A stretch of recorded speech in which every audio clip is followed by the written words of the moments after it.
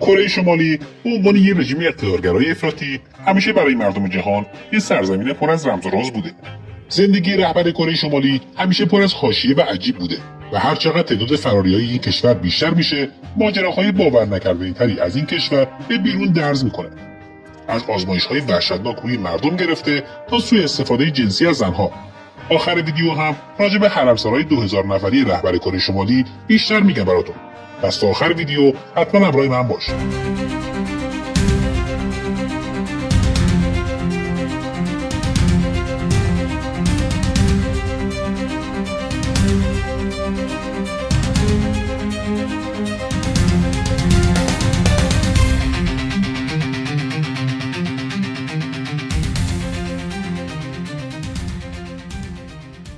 توی سال 2022 دولت کره شمالی 3 نوجوان رو در ملأ عام با تیراندازی اعدام کرد.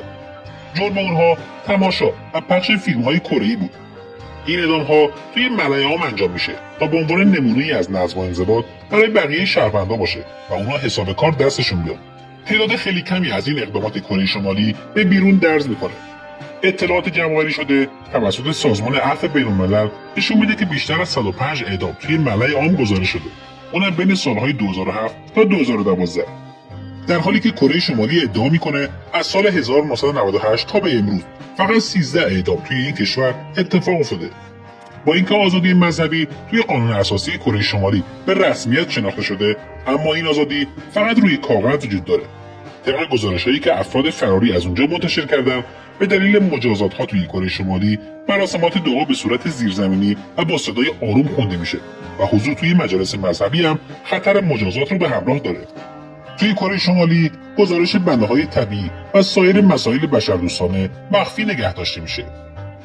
این کشور هر سال شاهد وقوع بلاهای طبیعی بیشماریه، از سیل گرفته تا خشکسالی که منجر به کمبود مواد غذایی و گرسنگی شدید میشه. بر اساس گزارش فراری‌ها 40% از جمعیت کره شمالی به آب تمیز دسترسی ندارن و خیلی از شهروندان از سوء تغذیه‌ها رنج میبرن. کیم جونگ اون معتقده که انتشار این تصاویر و خبرها ملت اون رو ضعیف نشون میده. قبل از اینکه در مورد سوء استفاده جنسی زنها توی این کشور صحبت کنم، حتما ویدیو رو لایک کن و کانال رو هم سابسکرایب کن. سوء استفاده جنسی از زنها توی کره شمالی اونقدر رایجه که بخشی از زندگی روزمره به حساب میاد. بر اساس گزارشی که توسط سازمان دیدبان حقوق بشر با 62 نفری که از این کشور فرار کردن تهیه شده، گفته شده که زنها توی بازداشتگاه‌ها، سوپرمارکت‌ها، ایست و بازرسی‌ها، قطار، خیابون و پایگاه‌های ارتش شاهد این خشونت‌ها هستند. از طرفی توی این گزارش اومده که افسرهای پلیس وقتی که زنی را مورد نظر قرار میدن، اون هیچ راهی نداره جز اطاعت در برابر خواسته اونها، چه مسائل جنسی باشه، چه پول یا هر چی که بخوان.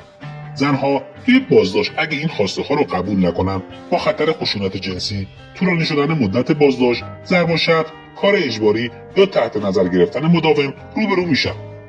خشونت جنسی توی کره شمالی آشکار، بدون مجازات و به شدت محرمانه است. زنهای کره شمالی شاید اگه راهی برای احقاق حقوق خودشون داشته باشن از این موضوع حرف میزنن، اما توی دیکتاتوری کیم جونگ اون رهبر این کشور صداشون خفه میشه. بزرگراه‌های کره شمالی به شدت خلوتن و تعداد خیلی کمی ماشین توی این کشور وجود داره، به طوری که بچه‌ها توی خیابون‌ها بازی میکنن. اکثر افراد کره شمالی نمیتونن ماشین بخرن و ماشین یک کالای لوکس محسوب میشه. بیشتر عکسایی که از کره شمالی به بیرون درز کرده این ادعاها رو تایید میکنه که توی کره شمالی اکثرا جاده‌ها خالی هستن. توی کره شمالی برخلاف تصور عموم شهرهای لوکس رو کنار مرزها میسازن.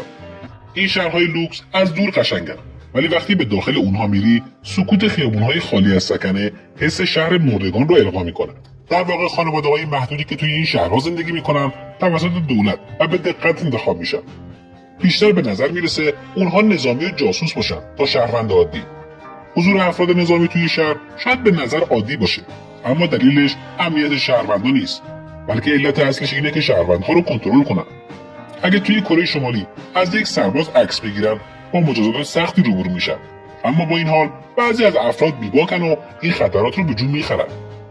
پناهنده‌هایی که از کره شمالی فرار کردن فاش کردن که کره شمالی آزمایش‌های وحشتناکی رو روی زندانی‌ها و شهروندان انجام میده. شاهدای عینی گزارش میدن که از انسان‌ها به عنوان موش آزمایشگاهی استفاده میشه. سمهای کشنده، سلاح‌های شیمیایی و اتاق‌های گاز از این نوع آزمایش‌ها هستند. مترو پیونگیانگ یکی از اسرارآمیزترین متروهاست و این سیستم به عنوان عمیق‌ترین تونل‌های زیرزمینی توی جهان شناخته میشه. این تونل‌ها به علت تنش‌ها بین کره شمالی و خیلی از قدرت‌های جهانی و بین‌المللی مثل یک پناهگاه عمل می‌کنند. بعد از فاجعه هیروشیما، پدر بزرگ کیم این مترو رو توی سال 1978 برای یک اقدام پیشگیرانه در برابر جنگ هسته‌ای ساخت. این عکس‌ها هم توسط یک عکاس فرانسوی به اسم لافو توی یکی از سفرهاش به صورت پنهانی گرفته شده. رهبر کره شمالی کیم جونگ اون حرمسرایی متشکل از 2000 دختر داره که به گروه لذت معروفن. این دخترها باید بین 16 و 17 سال باشن و قد بلند و زیبا هم باشن. گروهی برای انتخاب این دخترها کل مدارس کشور رو میگردن و دخترهایی که با استانداردهای زیبایی رهبر کره شمالی همخوانی داشته باشن رو انتخاب میکنن. دخترهای درجه 1 برای رهبره و دخترهای مراتب دیگه هم برای مقامهای عالی و ژنرال‌ها هستن. این دخترها بعد از انتخاب از خانواده‌هاشون جدا میشن و بعد از آموزش به نیازهای رهبر کره شمالی رسیدگی میکنن. این دخترها تا 25 سالگی توی گروه لذت میمونن و بعد از 25 سالگی با افراد گارد ازدواج میکنن. حالا شما بگین نظرتون راجع به کره شمالی و این رهبر دیکتاتورشون چیه؟